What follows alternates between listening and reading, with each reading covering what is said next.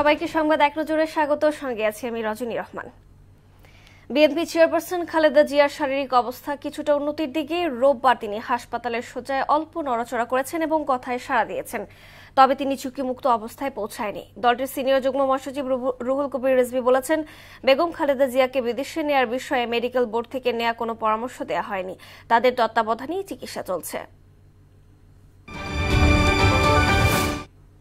Plot বরাদ্দে জালিয়াতির অভিযোগে দুদকের করা এক মামলায় ক্ষমতাচ্যুত সাবেক প্রধানমন্ত্রী শেখ হাসিনা, তার বোন শেখ রেহানা ও ভাগ্নি টিউলিপ সহ 17 জনের বিরুদ্ধে রায় আজ। এর আগে উভয় পক্ষের যুক্তিতর্ক উপস্থাপন শেষে ঢাকার বিশেষ জজ 4-এর বিচারিক রবিউল আলম গেল 25 নভেম্বর এদিন ধার্য করেন।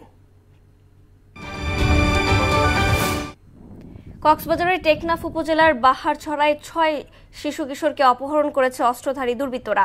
তাদের মধ্যে 2 জন কৌশলে পালিয়ে এলেও 4 জন এখনও জিম্মি রয়েছে। রোববার সন্ধ্যা 6টায় বাহারছড়া ইউনিয়নের দক্ষিণ শিলখালী পূর্ব পাড়ায় খেলার সময় দুর্বৃত্তরা অস্ত্রের মুখে 6 জনকে জিম্মি করে গহীন পাহাড়ে নিয়ে যায়। তাদের উদ্ধারে পাহাড়ে তল্লাশি চালাচ্ছে পুলিশ ও স্থানীয় লোকজন।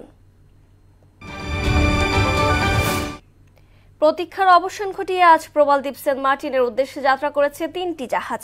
সকাল 7:15 দিকে কক্সবাজারের নুনিয়ারছড়ায় BIWTA ঘাট থেকে জাহাজগুলো রওনা করে। প্রথম যাত্রায় যাচ্ছেন 1200 পর্যটক। ভোর থেকেই ঘাটে আসা শুরু করেন MV কর্ণফুলী এক্সপ্রেস, MV 12 আউলিয়া ও কেয়ারি সিন্দাবাদের যাত্রীরা।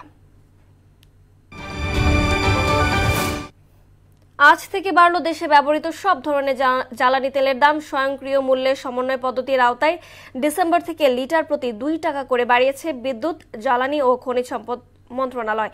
বিশ্ববাজারে মূল্যের ওঠানামার সঙ্গে সামঞ্জস্য রেখে রোববার এই দাম সমন্বয় করা হয়, যা আজ থেকে কার্যকর হবে।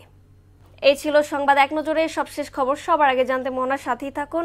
এতক্ষণ সঙ্গে থাকার জন্য ধন্যবাদ সবাইকে।